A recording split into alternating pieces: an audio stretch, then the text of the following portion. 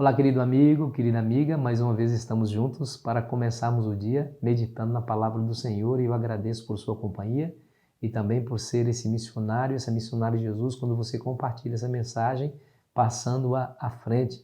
A bênção não para contigo, se multiplica. Te agradeço de coração. Continue assim fazendo. Obrigado também porque você é um dos nossos inscritos no nosso canal. E se você ainda não é, se ainda não fez isso, se inscreva, se junte para a nossa grande família, a família do Lição Fácil, tá bom? Se você quiser participar de nossas comunidades no WhatsApp e no Telegram, aqui embaixo você encontra, aqui embaixo na descrição do vídeo, você encontra os links para a inscrição. É só você clicar e você já é adicionado automaticamente. Ali você recebe todos os dias o vídeo e uma introdução ao vídeo para facilitar o seu compartilhamento, tá bom? Vamos juntos. Eu sou José, seu irmão. Você se lembra que ontem José teve a prova cabal de que, de fato, os seus irmãos haviam aprendido a lição, se arrependido e agora haviam mudado a sua atitude para com o seu irmão Benjamim, para com aquela situação toda. Eles não haveriam de fazer como fizeram com José muito tempo atrás. Eles se colocaram à disposição, inclusive, de se sacrificar por Benjamim, a fim de que o pai não sofresse aquela desilusão e aquele sofrimento que sofrera com a notícia da morte de José. E eles estavam totalmente transformados. E diante disso, diz a Bíblia que o coração de José estremeceu e ele fez algo que surpreendeu a todos. Veja o capítulo 45, versículo 1 em diante, que diz: Então José, não se podendo conter diante de todos os que estavam com ele, bradou: Fazei sair todos da minha presença. E ninguém ficou com ele, quando José se deu a conhecer a seus irmãos. Essa cena foi muito forte, levou todos à emoção, especialmente José, que estava presenciando aquela mudança no coração dos irmãos. Veja o verso 2. E levantou a voz em choro, de maneira que todos os egípcios o ouviam e também a casa de Faraó. E agora ele se revela, dizendo: Eu sou José. Veja o verso 4. E disse José a seus irmãos: Agora chegai-vos a mim. E chegaram-se. Então disse: Eu sou José, vosso irmão, a quem vendeste para o Egito. Quando ele disse que era José, no primeiro momento, eles não acreditaram. Eles ficaram estupefatos, com o queixo caído, mas quando ele, de maneira específica, José, de maneira específica, disse: A quem vós vendestes ao Egito, aí eles acreditaram de fato se tratar do seu irmão.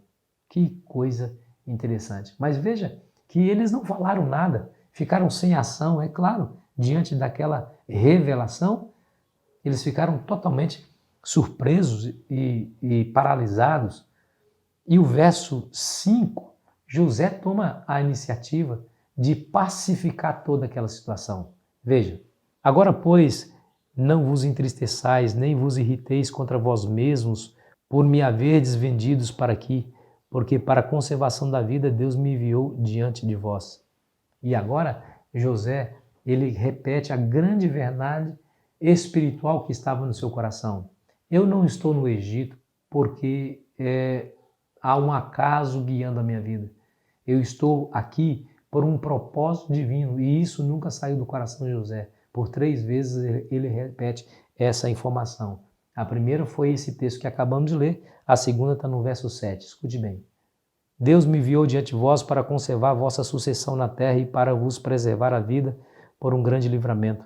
Assim não fosse vós que me enviaste para cá, e sim Deus que me pôs por pai de Faraó e senhor de toda a sua casa, como governador de toda a terra do Egito.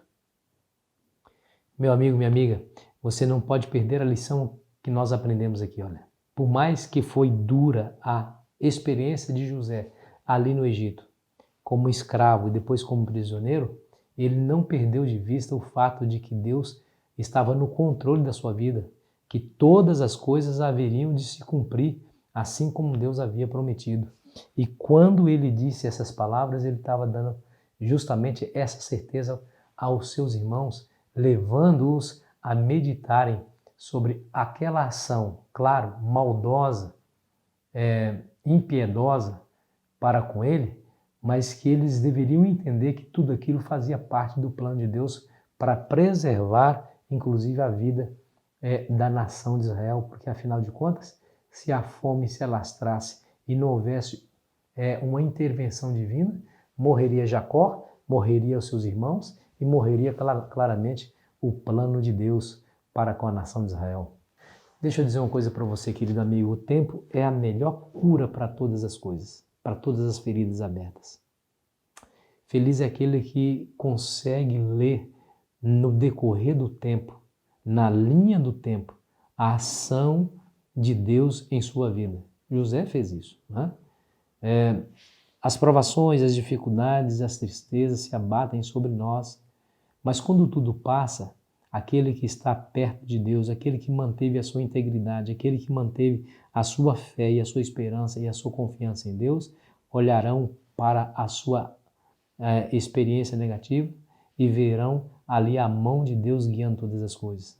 Deus está no controle de tudo.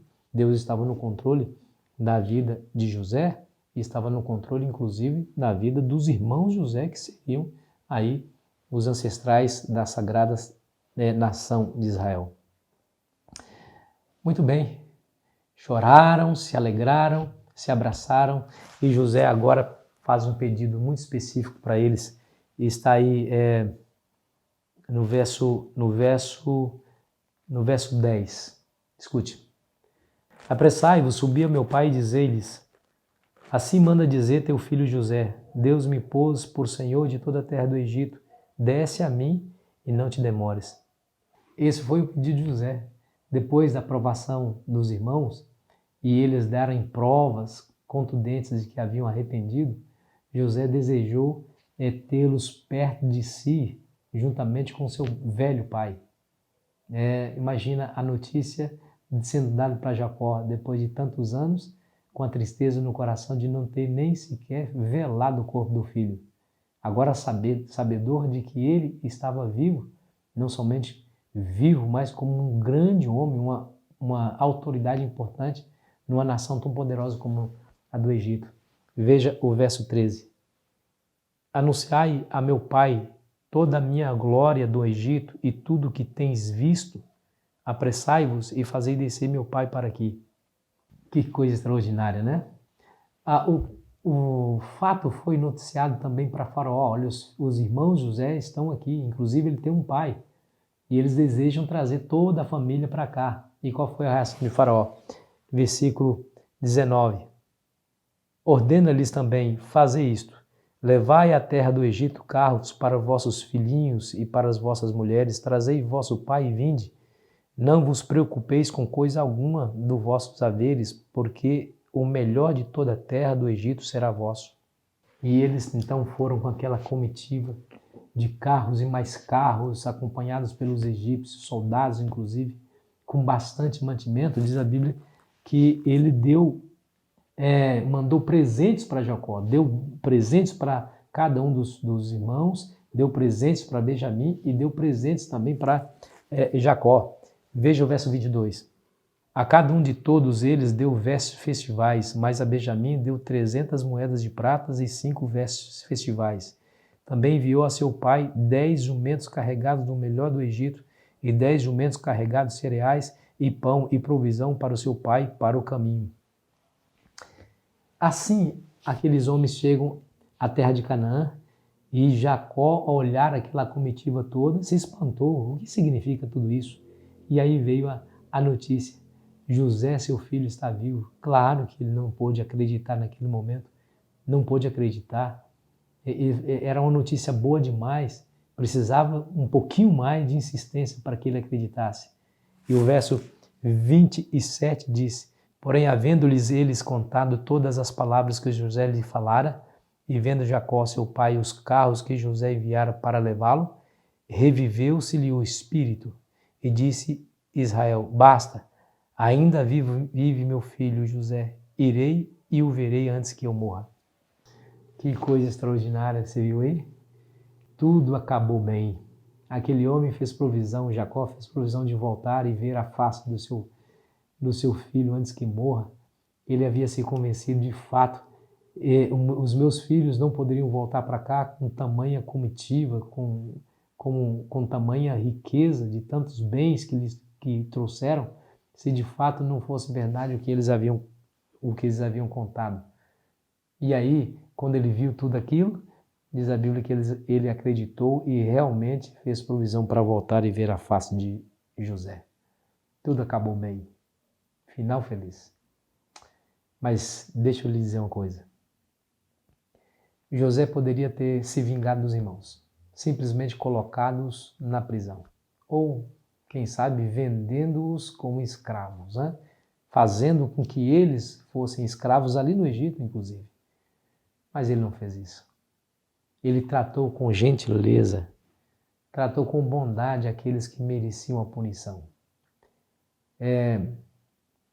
Personificando um princípio bíblico, diz: não pague o bem com o mal. Se alguém lhe fez o mal, fazei o bem a ele. Está lá em Romanos capítulo 12. Leia lá o capítulo que você vai ver. Deus espera que nós sejamos diferentes no tratar com aquelas pessoas que nos maltratam.